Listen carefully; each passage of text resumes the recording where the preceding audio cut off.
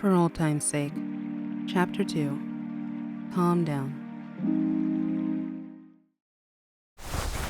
Hyperventilating, sweat pouring, eyes darting around the room for imaginary threats that just a second ago had seemed so real. That was, until 8 realized she was safe, in a spacious room, in the best bed she'd slept in since she left. When she realized it, she fell back onto her pillow, and her breathing slowed. Calm down, Amy. It's fine. It's all gonna be fine. Though she realized she'd have plenty more of these not-so-fine awakenings coming her way. Marina burst into the room, saying, "Amy, are you okay? I heard you yell and..." She quieted when she saw her lying in bed just fine. Yeah. Agent 8 replied, throwing off her covers and stepping out of bed. At least I didn't wake them up. She thought, seeing Marina's sweater and yoga trousers that certainly didn't qualify as pajamas. Told you it was a bad dream. Pearl said, appearing in the doorway in a white shirt and dark purple business trousers, chewing on a donut. No need to get your tentacles in it, List. Yeah, I'm fine. I have these more often. Unfortunately. 8 went to get dressed and was then stopped by Marina. No. I won't have you wearing those rags again.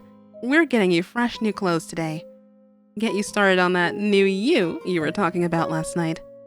You can wear some of my old stuff in the meantime. I have a ton of casual clothes I barely wear anymore. It's only for a few hours. Pearl offered. Come on down and have breakfast.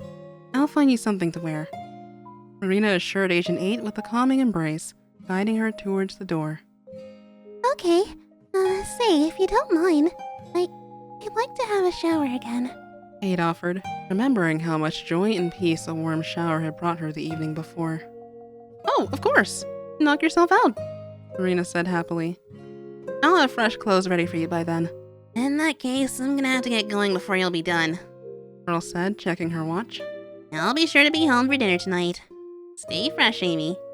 Pearl pulled her in for another warm hug. Where Marina had mellowed out even more, Pearl had grown stronger and fiercer in her years as CEO, and her powerful hug completely melted away any lingering fears 8 had left from her dream. Thank you, Pearl. After another refreshing shower, a luxury 8 couldn't have afforded a week ago, she picked through some of the outfits Marina had left for her. Marina had left a few of her own clothes too, but they all proved far too big for 8, so Pearl seemed more her fit, in spite of the height difference. Truth was, Agent 8 had left with a small briefcase of clothes, but her leather agent outfit was the only one that had lasted the full decade. Former agent, she reminded herself, to her shame. Finally, she settled on Pearl's old hoodie from times past and a pair of joggings. Fresh clothes did a lot to change her demeanor. She felt a lot more comfortable, confident even, like her whole world wasn't going to fall apart any second. Pearl's parents had both passed away too, in the time 8 had been away. She had been shocked to learn over dinner. Since then, Pearl and Marina had moved out of the ridiculously huge mansion they called home for so long. They now lived smaller, in a penthouse near Pearl's workplace, allowing her to go there on foot every morning and avoid any traffic. Smaller is relative, of course. The apartment was still very spacious, every inch decorated wonderfully and very tidy. 8 took it in again when she walked through its halls, now in the morning light. The walls were a light purple, manga-style drawings and paintings all over. Marina's work, she assumed, and little trinkets that looked pretty expensive in display cases, which she knew was Pearl's doing. She smiled sadly at a small piece of custom jewelry, displaying off the hook's former logos. It had been a while since they performed. Marina was seated at the breakfast table, sipping some tea and looking through the large windows at the skyline of Inkopolis. Ah, there you are! And you already look like a completely different person. I feel that way too. 8 said, big smile on her face that grew even bigger when she saw the food on the table. Can I? Duh, why else would I put it there? 8 sat down and tucked in. Donuts and sandwiches aplenty waited for her to get around to them, and Marina had to caution her not to stress her system too hard, after having had poor nourishment for so long. Once 8 was stuffed to the gills, Marina cleared the table and sat down with 8 while the latter took in the skyline. I thought it would have changed more. She contemplated. The real skyscraper construction is on the other side of the building. The city center takes too many permits to build anything massive like that, Marina said. That's what Pearl tells me. She then turned to Agent 8. Last night, we mostly talked about us at dinner. You didn't say much about what's happened to you. 8 pulled up her knees.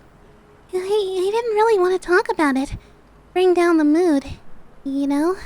She said, not very convincingly. Amy, Pearl and I both know you've been through some awful stuff. It's basically impossible to miss. And we all know that bringing down the mood wasn't why you didn't talk about it. Agent 8 wanted to sink further into her seat, but she couldn't. I understand it's hard to talk about, but Pearl and I both think you should speak up about it. You don't have to carry all that baggage yourself. We're here to help you, she said, laying her arm around 8's shoulders. You'll feel better if you talk about your problems. Trust me. How would you know that? Amy asked. Marina sighed. When Pearl's parents died, she kept up her usual bravado, you know? Marina put her arms up in a pose. MC Princess, y'all know what time it is. Big boss lady, right? Amy smiled at Marina's imitation and nodded. But I could tell it wasn't sincere. She felt like she had to do it for me, as if nothing had changed.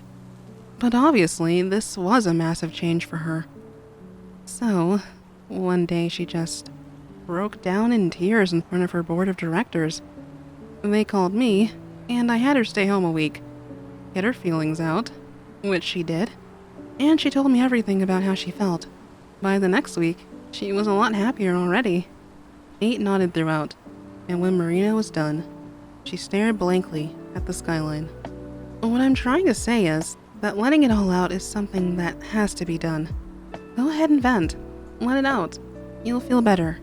And I'll be here to listen, Marina concluded. 8 sighed. You're right, of course. I just never expected the Metro to not be the worst I've lived through. She thought for a bit and looked sadly at Marina. Can we please not have that discussion? Like now? I'm not sure I want to relive all of it. Not yet. Marina smiled and hugged her. That's okay, Amy. Just as long as you know we're here for you, in case you do want to talk about it. 8 gratefully hugged her back. I know. And I know I couldn't ask for anyone better.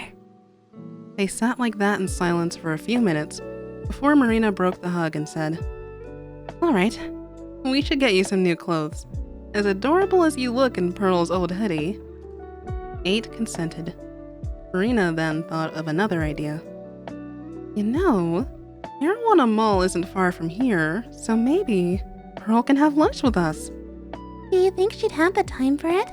8 asked. Only one way to find out. Marina tapped Pearl's number on speed dial.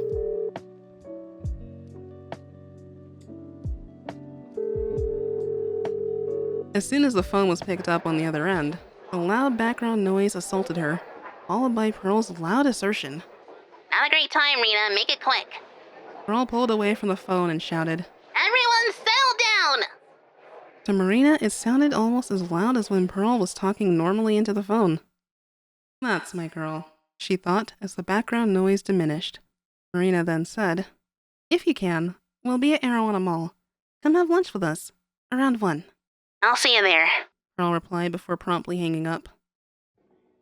Phew. Is she always so snappy? 8 asked. Only when I catch her during a meeting. I don't blame her. It can get pretty cutthroat, Marina said. But she's coming. Are you sure about that? Her schedule must be packed. 8 objected. Marina smiled, seemingly very satisfied. Pearl has never left me hanging. If she says she'll be there, she'll be there. She knows I come through for her too. Still the same old Muppets, huh? Marina blushed. Yeah, I guess nothing's changed there. Now come on. She gestured. We gotta get to Erewhon Mall ourselves.